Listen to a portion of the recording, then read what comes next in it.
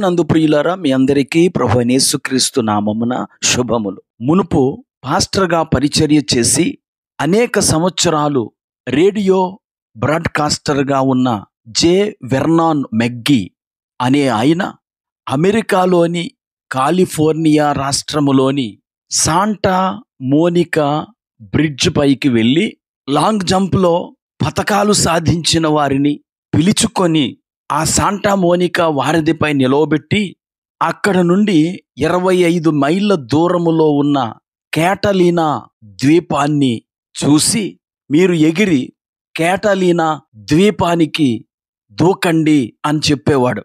వారు లాంగ్ జంప్లో ఎన్ని పతకాలు సాధించిన వారైనా ఆ మెగ్గీ గారి యొక్క సవాలును స్వీకరించలేకపోయేవారు.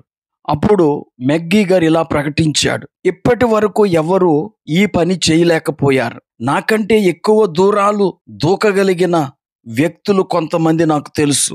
వారెవ్వరూ కూడా ఇక్కడి నుండి ఆ ద్వీపంలోనికి దూకలేరు. వారిలో ఎవ్వరూ ఆ పని చేయలేరు అని చెప్పి సువార్త చెప్పేవాడు. దీనికి సువార్తకు సంబంధం ఏముందని మీరు ఒకవేళ నన్ను అడగొచ్చు. ఈ బ్రిడ్జ్ పై నుండి కనిపించే ఆ ద్వీపానికి దూకలేని మనం కనిపించని పరలోకానికి ఎలా వెళ్ళగలం? మనలను ఎవరో ఒకరు తీసుకెళ్ళకపోతే మనం ఆ పరలోకానికి వెళ్ళలేము. మనలను పరలోకానికి తీసుకెళ్ళగలిగిన ఒకే ఒక్క వ్యక్తి మన ప్రభువైన యేసుక్రీస్తు అని చెబుతూ సువార్తను ప్రకటించేవాడు. ప్రియులారా, నిజమే కదా, ఎవ్వరు కూడా స్వశక్తితో పరలోకానికి చేరుకోలేరు. ఒకవేళ ఎవరైనా అలాగ చేరుకోగలమని అనుకుంటే అది హాస్యాస్పదం అవుతుంది.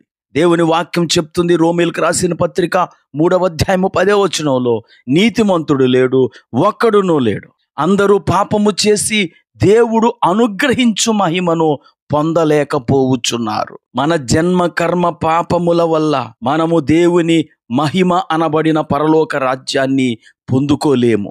మరైతే ఆ పరలోకానికి మార్గము లేదా? ఉన్నది. అదే మన ప్రభు అయిన యేసుక్రీస్తు.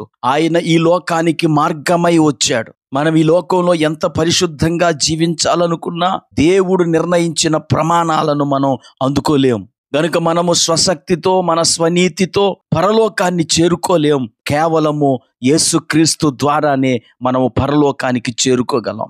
ఎందుకంటే ఆయన మన పాపముల కొరకై సిలువలో మరణించి మనలను పరలోకానికి తీసుకెళ్ళగలిగిన వంతునయ్యాడు. గనుక యేసుక్రీస్తు రక్షకుడని విశ్వసించిన వారందరికీ పాప క్షమాపణ కలుగుతుంది. యేసు వారి కొరకు చేసిన కార్యమును బట్టి దేవుడు వారిని పరిపూర్ణులుగా ఎంచి పరలోకానికి తీసుకువెళ్తాడు.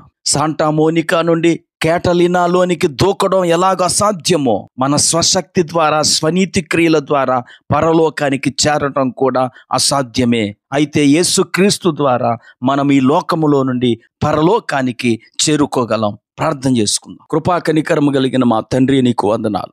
మీరు ఈ లోకానికి మార్గమై వచ్చాడు. నీ ద్వారా తప్ప ఎవరు పరలోకానికి చేరరు అని మీరు ప్రకటించారు. గనుక మార్గమై ఉన్న నిన్ను వీక్షకులందరూ హృదయములో స్వీకరించి రక్షించబడి ఆ పరలోకానికి మార్గాన్ని ఏర్పాటు చేసుకునే కృపానుగ్రహించమని యేసుక్రీస్తు నామమున ప్రార్థించి వేడుకుంటున్నాము.